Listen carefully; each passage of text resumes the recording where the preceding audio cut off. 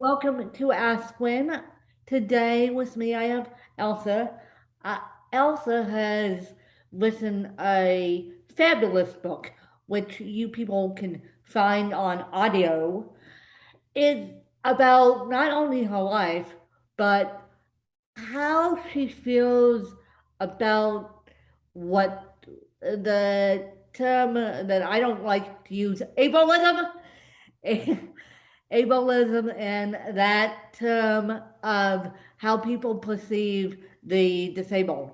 And so, without further ado, I'm going to let Elsa take it away. Hi, nice to be on the show. Thanks so much for having me. Thanks so much for being here.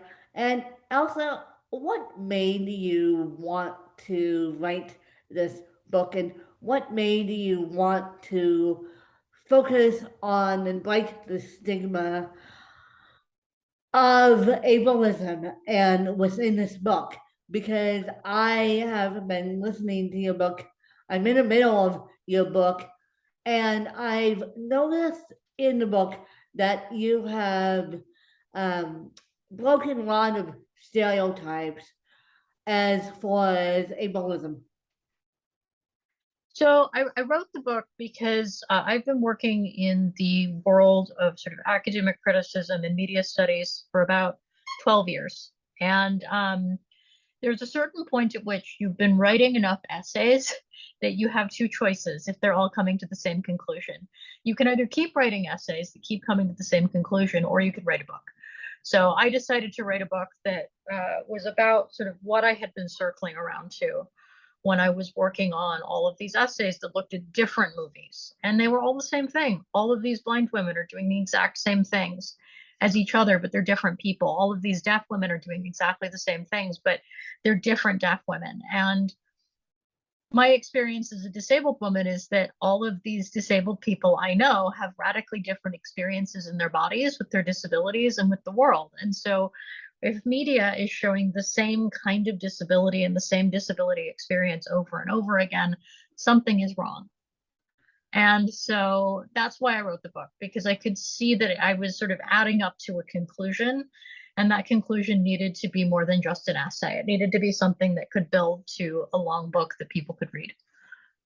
And that being said, what is your best memory of not having ableism and fear of your worst memory of having ableism? Well, I will say that right now I volunteer at my kids' school, and it's kind of amazing to be in a position where our school librarian took one look at me and said, "Oh, you're a former historian. Here, go ahead, take over all of the shelving." And in the past, my experience with volunteering has been that people will say, "Oh, you're blind. You should do something that's easy. Let's just stick you over in the corner." And the school librarian has put me to work, and there's no ableism. She trusts my skills, and frankly, I think she enjoys working with me. And so that's definitely a really positive experience that is completely devoid of ableism in a context where ableism happens a lot. Um, in terms of worst, I mean, there's lots of opportunities there. It's, I guess, a toss up between the time I went on a first date with someone, and this is 12 years ago, off of OkCupid, and I showed up with my white cane, and the person looked me up and down and said, "I don't date cripples," and walked out. Um, Right. Yeah. Oh, ooh, right? that's a tough. Or the school that I applied to work at sending an email that they had meant to send internally, but had included me on with a CC saying that they couldn't hire me because they were concerned about my distance vision on the playground. Oh, and I knew you mentioned that one because you do mention that one, something similar in the book. Yep. You do mention that one, but oh, oh boy. So they were concerned about your distance vision. And one of the things you do say in the book is I've taught kids, I've watched kids before. So what's the problem with that? The kids know to come to me if there's a problem. What's the problem with that? But I think so many people perceive the disabled us as we're not capable, Mhm.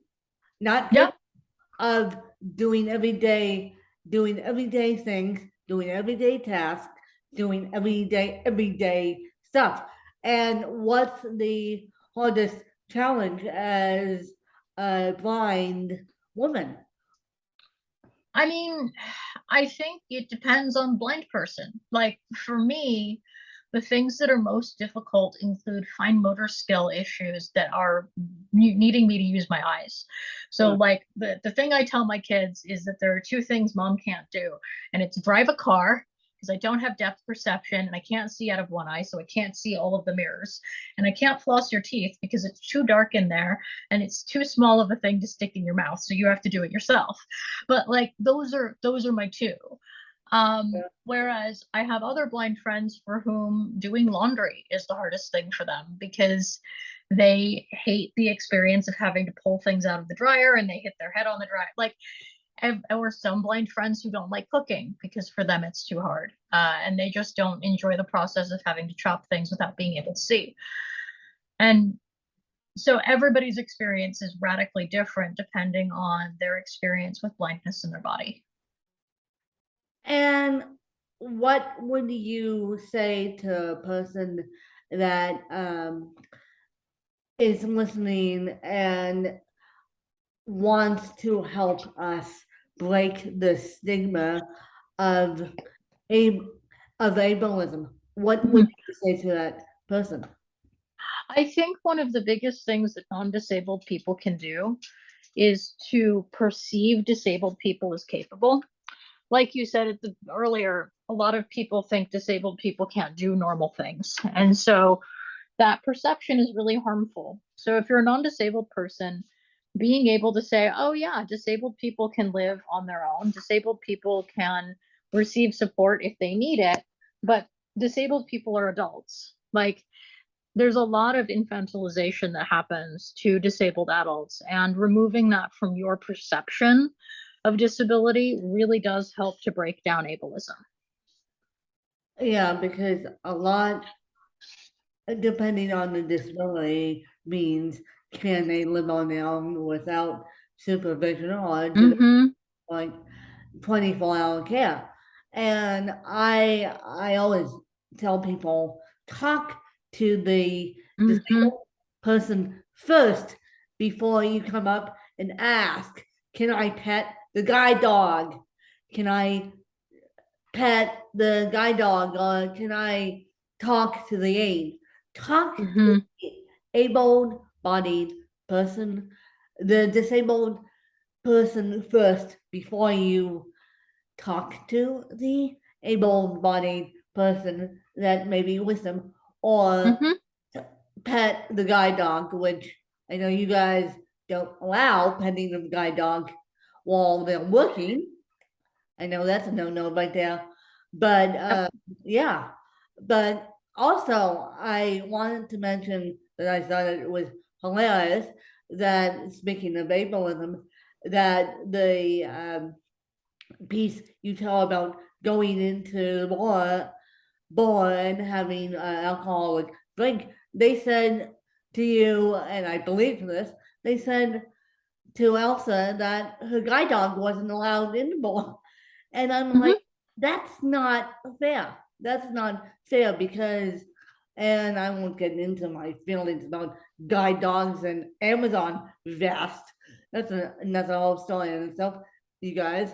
But I was thinking, well, that would be like telling a person you can't bring your guide dog on the bus, even though you need the guide dog. Mm-hmm. Well, and to be honest, the able discrimination against guide dog handlers is really intense because so many people assume that they can just make that decision and say, "Oh no, your dog's not welcome here." But the fact is, guide dogs are protected by the ADA. You're legally allowed to have them with you at all times. And the people who don't want you to have your guide dog with you are breaking the law. They're not just being impolite, they're breaking the law. Really? Yeah. I I didn't know that. Well, learn something new every day. I didn't know that. So basically, if a bus driver or anyone says to any blind person that has a guide dog, you can't have that guide dog. They Mhm. often realize that people are breaking the laws, and I love it how you put in the book, which I've experienced also, the trap, the ramps in the alleys, the ramps in the alleys. I'm like, I've got the weirdest stories myself just to find ramps. I'm like, okay, are we sure we want to do this? But the ramps that are used for trash, because really, that's what it is. Well, it's the ramps for the trash. It's also sometimes the mystery of where the ramp even is, because I've sometimes they're hiding. I've had And that so too. it's where's Waldo of accessibility tools? Like, I've what had do you mean the ramp is around the corner behind the building in the alley where someone could, stick me in the dumpster instead of yeah, letting me in the I've had door? I've had that too. I've like, well, where's the ramp? And for those of you who don't know, well, not recently, it was in 2022 that I moved down to Phoenix, Arizona. And I'm coming from Aspen, Colorado, where Aspen, Colorado does not have the ADA, and they barely have curb cuts, let alone the ADA. And so Arizona is much more progressive in that way, even though Arizona is a hard state. But at least we don't have to, but at least we don't have to play Where's Waldo with the ramps. I Hmm. had to play Where's Waldo with the ramps in Aspen a lot. Hmm. And what do you tell these building managers who want to play with waddle with the ramps? Well, again, they're breaking the law. I mean, the Yeah, ADA has been in existence since the 1990s. I'm, So I'm, there's been time. And one of the things that I encourage people to do is to, if you are a non-disabled person, this is another thing non-disabled people can do. If you see that there isn't a ramp, if you see that the only ramp is full of garbage, if yeah, you see that like there's no signage for disabled people to get into the building, to be honest, you can actually be an ally and have a conversation with that building manager and say, hey, our building or our office isn't accessible to disabled people, and it should be, and that's the law. Because for a lot of disabled people, we end up having really contentious conversations with non disabled people about our access needs, and that's not always safe. And so, if a non disabled person is willing to take on that uncomfortable conversation, it actually becomes safer for us to have those conversations later. yeah. So we need allies as much as anyone does because we want and thing for me is I have people drive my vehicle. I can't drive either, but I have people drive my vehicle Mhm. and do not pull into a handicap spot if you're not handicapped, please, people. Mhm. And do not use that handicap spot if you're only going in someplace for 5 minutes. Pull over and leave that handicap spot open. Slash, do not block the ramp, the UPS guys. do not do not block the ramp. For those of us that need to get up the ramp, the UPS guys tend to use ramps and tend to use everything else. I mean, and also don't assume who has the disability parking placard, because we have one, Yeah, because it's not safe for me to go through dark parking lots yeah, no, because my eyes don't adjust to the brights on cars fast enough. yeah. So my eyes just don't work that way in the dark. So we have a parking placard so that it's safe for me to operate in parking lots. I can't drive, but my husband can drive. And so he's the one taking me places. So, but then of course people are like, well, she doesn't have a wheelchair. How come you have that parking placard? It has a wheelchair on it. We're like, because it's a disability symbol that's used internationally. I don't know how to help you here. Yeah. I'm still disabled. Yeah. Yeah. And so that's a good point. Please don't assume who, I never thought about that. Please don't assume who has the parking placard and who does not. And please don't, if you see a handicapped parking placard, please don't judge the handicapped parking Mhm. placard, because you might my mother had asthma, and she would use mine. She would use mine on the occasion and have Mhm. me with her, but I would sit in the car, and people would give her dirty looks.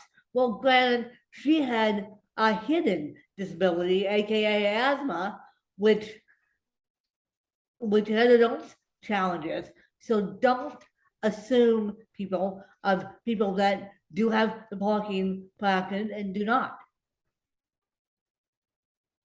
I think really it's just that assumptions are bad. I talk about this in my book that a lot of non-disabled people are being taught what disability looks like based on the movies that they see and the books that they read.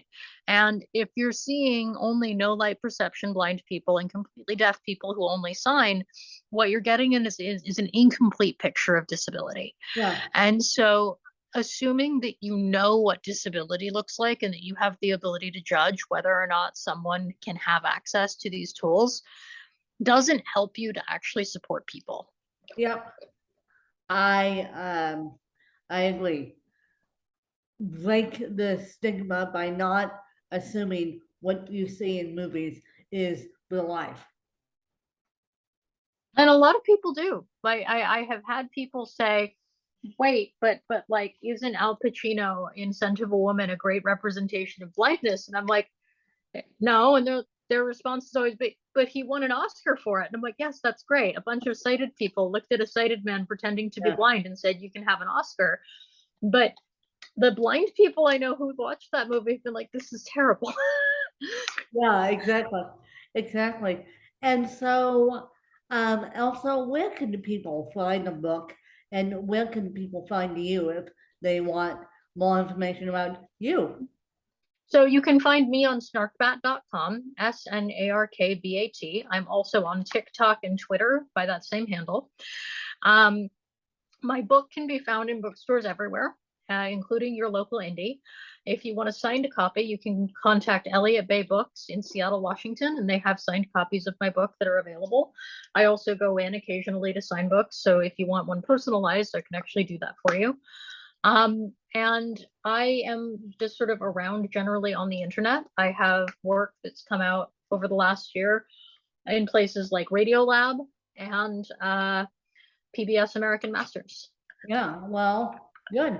And if you guys want to know more, Elsa's book could also be found on audio. That's how I found it, as I said. So it could be found on Audible.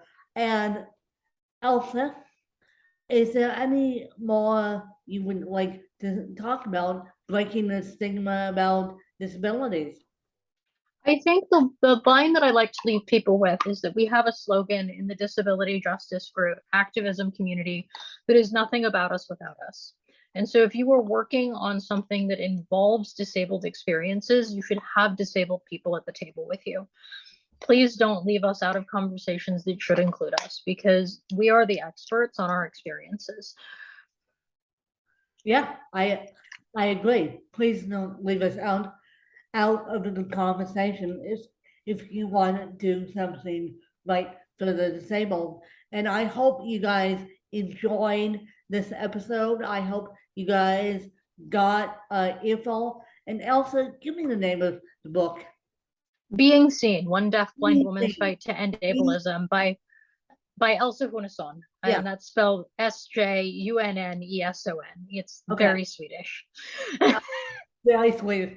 Okay, Being Seen, and Being Seen, you guys, is a fabulous book. I'm actually reading it self, and I highly recommend that you get it on Audible or on Amazon or at your local indie bookstores, because we need to support the disabled as much as we can, and for the work they're doing, including myself, including Elsa, including all the disabled out there. And I hope you guys enjoyed, and I hope that you guys will catch the next episode. Thanks, you guys. Bye, you guys.